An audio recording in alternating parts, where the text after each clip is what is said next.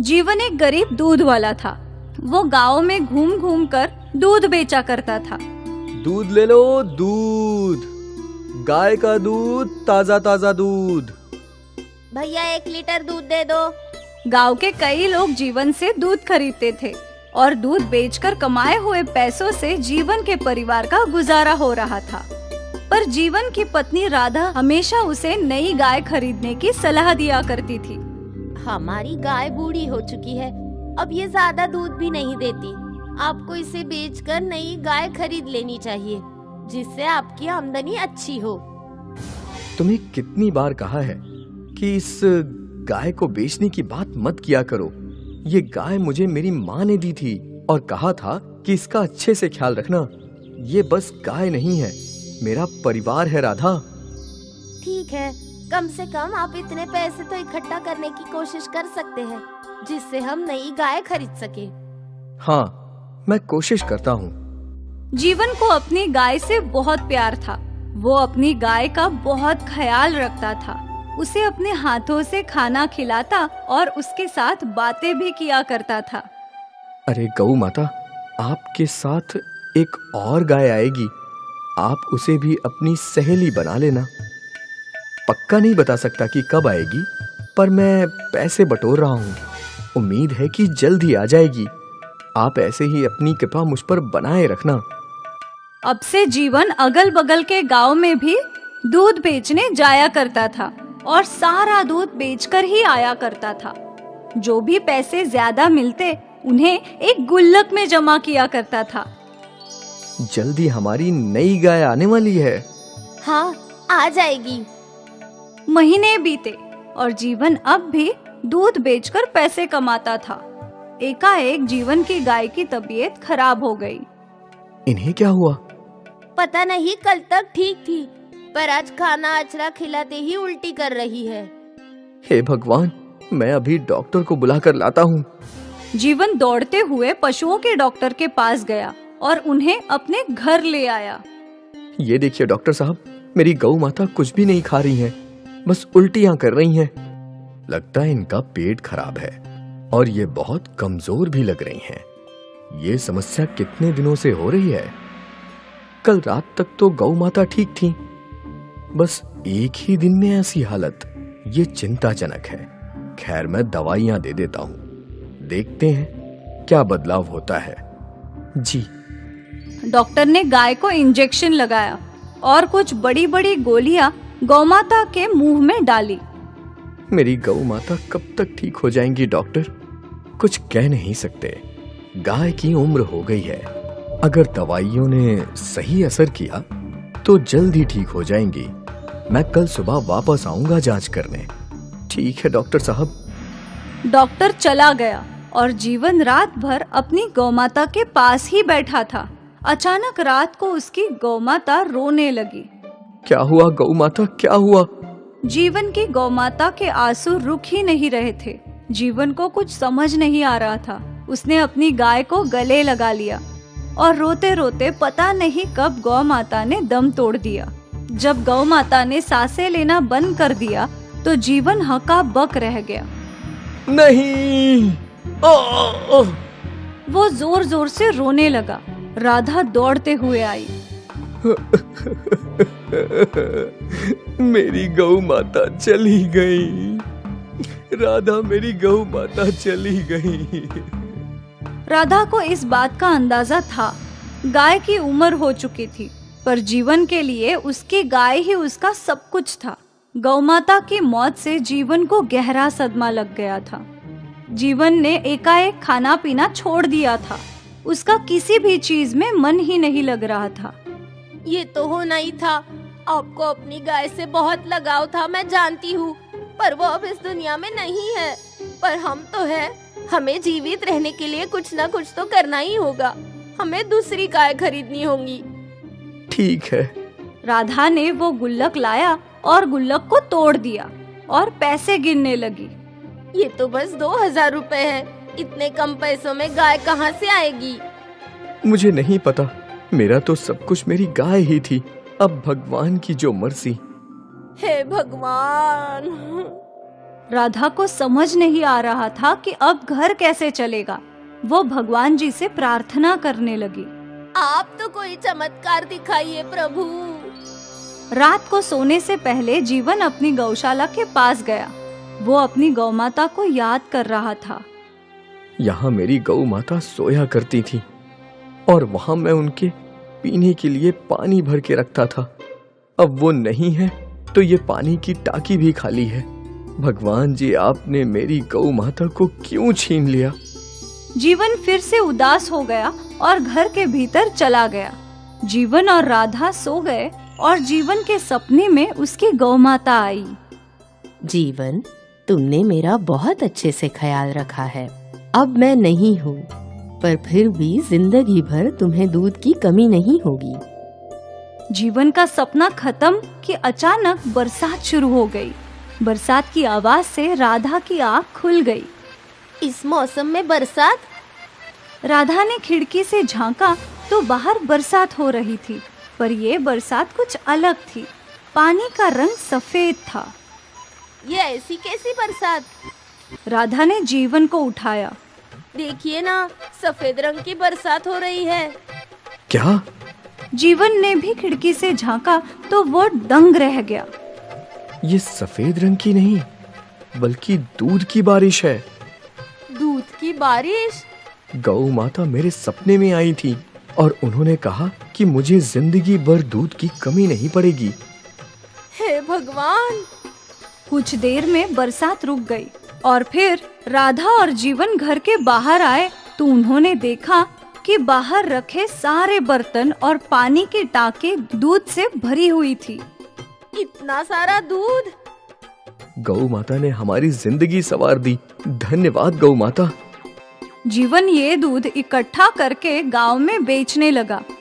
दूध ले लो, दूध, गाय का दूध, ताजे ताजे दूध। गांव वालों ने हमेशा की तरह जीवन से दूध खरीदा, पर जब किसी मरीज ने वो दूध पिया तो उसकी बीमारी ठीक हो गई। देखो बहू, मेरे घुटने का दर्द ठीक हो गया। मेरा फ्रैक्चर भी ठीक हो गया माँ। गांव वाले हैरान थे। जीवन का दूध गांव वालों के लिए अमृत बन गया था। अगली रात फिर से दूध की बारिश हुई। सारे बर्तन और टंकी दूध से भर गई और सुबह होते ही लोगों ने दूध के लिए लंबी कतार लगा ली। बेटा, सुना है तेरे दूध से बीमारी ठीक होती है। मुझे भी थोड़ा दूध दे दे। ये लीजिए अम्मा। दूर दूर से लोग जीवन का दूध खरीदने के लिए आने लगे। एक और जीवन की आमदनी बढ़ गई और दूसरी ओर इस अमृत दूध से लोगों का भला होने लगा। जीवन की गौमाता ने जीवन की जिंदगी संवार दी, दूध की बारिश करवा के। दुर्गापुर नाम के एक गांव में तपन नाम का एक लड़का रहता था। वो देखने में हिष्ट पुष्ट था, मगर उसे हर समय कुछ न कुछ खाने की आदत थी। उसके पिताजी की गांव में परचून की दुकान थी और माँ दिन भर घर का काम किया करती थी। तपन महा आलसी लड़का था। वो बस दिन भर टीवी देखता रहता। तपन बेटा, आज तेरे स्कूल की छुट्टी है। तेरे दोस्त हर बार तुझे बुलाने आते हैं, मगर तू जाता ही नहीं। मगर माँ, मेरा मन नहीं करता, और अगर मैं बिना मन के उनके साथ खेलने गया तो मेरा उनसे किसी न किसी बात पर झगड़ा हो जाएगा। मगर बेटा, उस बात को 2 साल होने को आ गए हैं। माँ, आप इन लड़कों को नहीं जानती। अगर ये ऐसे ही दिन भर घर में पड़ा पड़ा खाता रहेगा और टीवी देखता रहेगा, तब तो ये बीमार पड़ जाएगा। मैं क्या करूं, कैसे समझाऊं इस लड़के को? माँ, मुझे बहुत जोर से भूख लग रही है। हाँ हाँ, कुछ लाती हूँ। माँ, अगर घर में अचार पराठा रखा हो तो वही दे दो। माँ रसोई में जाकर तपन के लिए एक थाली लगाती है, जिसमें वो सब्जी, पराठा और अचार रखकर तपन के लिए ले आती है। तपन, आज थोड़ी सब्जी भी खा ले बेटा। तू रोज रोज रोटी के साथ अचार खाकर बोर नहीं होता है क्या? ये सेहत के लिए भी अच्छा नहीं है बेटा। माँ, इन सब बातों में कुछ नहीं रखा है। जो अच्छा लगता है बस खाओ पियो और ऐश करो। मगर बेटा, ऐसी लाइफस्टाइल से तो तू बीमार हो जाएगा। माँ, मैंने टीवी में देखा है, जिंदगी ऐसी ही जीनी चाहिए। अब आप मुझे ये अचार और पराठे का आनंद लेने दीजिए बस। तपन अपनी थाली में पराठे के साथ सिर्फ अचार खाता है। तपन अगली सुबह स्कूल के लिए तैयार हो जाता है। माँ, मैं रेडी हो गया हूँ। मेरे टिफिन में आपने आज कौन सा अचार रखा है? आज मिक्स्ड अचार है बेटा। ओके माँ। तपन माँ को बाय करके वहाँ से चला जाता है। यूं तो तपन आलसी और लापरवाह लड़का है, मगर इसके उलट वो पढ़ाई में बहुत ही अच्छा बच्चा है। भगवान, मेरे बेटे की रक्षा करना। माँ घर के अंदर वापस आती है। तभी पड़ोस की अनीता भाभी तपन की माँ के पास आती है। अरे हिना जीजी, क्या मौसम में कुछ गड़बड़ है? अरे नहीं अनीता, मौसम तो एकदम साफ लग रहा है। नहीं नहीं, मेरा वो मतलब नहीं था जीजी। दरअसल मेरे घर के अचार में कुछ अजीब तरह की फंगस लग गई है। ऐसे मैंने पहले कभी नहीं देखा। अच्छा, नहीं मेरे यहाँ का अचार तो बिल्कुल ठीक ठाक है। शायद किसी ने गीले हाथ से छू दिया होगा, इसीलिए बर्तन में हवा लग गई होगी। अरे नहीं जीजी, ऐसा कुछ भी नहीं है। मैं तो हर साल भर भर के अचार बनाती हूँ, आपको तो पता है ना। मगर पहली बार मेरे यहाँ अचार खराब हुआ है, और वो भी बहुत अजीब तरह से। मुझे तो इसका कोई आइडिया नहीं है अनीता। मुझे लगता है कि तुम्हें जानकी काकी से इस बारे में बात करनी चाहिए। हाँ जीजी, सही कहती हो आप। मेरा बहुत नुकसान हो गया है, मैं उनसे पूछ कर आती हूँ। हाँ, इतना कहकर अनीता वहाँ से चली जाती है। तभी तपन की माँ को एक फोन आता है। हेलो, कौन? हेलो आंटी, मैं लीना बोल रही हूँ। अरे हाँ बेटा, बोलो। मेरे पास तुम्हारी मम्मी आई थी, तुम्हारा नंबर नहीं था ना, इसीलिए पहचान नहीं पाई। कोई बात नहीं आंटी, एक्चुअली मम्मी शहर गई हुई हैं, इसीलिए मैं आपको फोन कर रही हूँ। हाँ बेटा, बोलो ना, क्या बात है?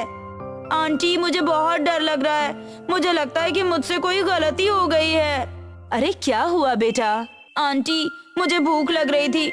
मैंने अभी थोड़ी देर पहले जैसे ही थाली में अचार निकाला तो उसमें से अजीब सी बदबू आ रही है, और पता नहीं कितनी गंदी फंगस लगी हुई है इसमें। आप तो इतना अच्छा अचार बनाती है ना, मम्मी को भी आपने ही अचार बनाना सिखाया था, तो मैंने सोचा कि मेरी थोड़ी हेल्प कर देंगी आप।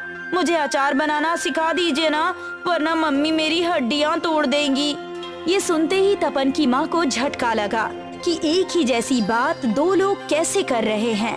अब हाँ बेटा, तुम्हारा मन करे तो तुम आ जाना। माँ जैसे ही फोन रखती है, वो देखती है कि तपन स्कूल से जल्दी वापस आ गया।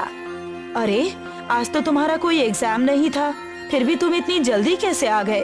पता नहीं माँ, स्कूल वालों ने इमरजेंसी में छुट्टी दी है। अब क्या हुआ है ये सब तो मैं नहीं जानता, बस इतना पता है कि मुझे भूख लग रही है। मैं कपड़े बदल कर आता हूँ, आप प्लीज मुझे आज अचार के साथ नमकीन चावल दे दीजिए। स्कूल में कैसी इमरजेंसी आ गई है बेटा? तपन की माँ तपन से ये पूछती है कि तभी उनकी नजर बाकी स्कूल के लौट रहे बच्चों पर पड़ती है। अरे हो क्या रहा है आखिर हमारे गांव में? इतना सोचते हुए माँ रसोई घर में जाकर फटाफट तपन के लिए नमकीन चावल बनाकर उसमें जैसे ही अचार रखने के लिए बर्तन खोलती है, उसके हाथ से बर्तन छूटकर नीचे गिर जाता है और जमीन पर अचार फैल जाता है।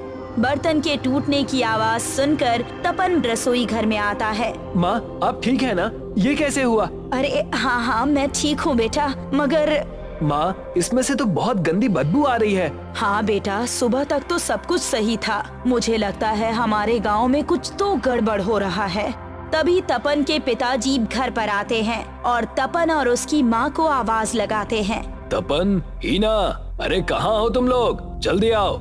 तपन और माँ पिताजी की बात सुनकर उनके पास आते हैं। क्या हुआ पिताजी? अरे वो सरकार की तरफ से इमरजेंसी लगा दी गई है, सब कुछ बंद करवाया जा रहा है। मगर हुआ क्या है जी?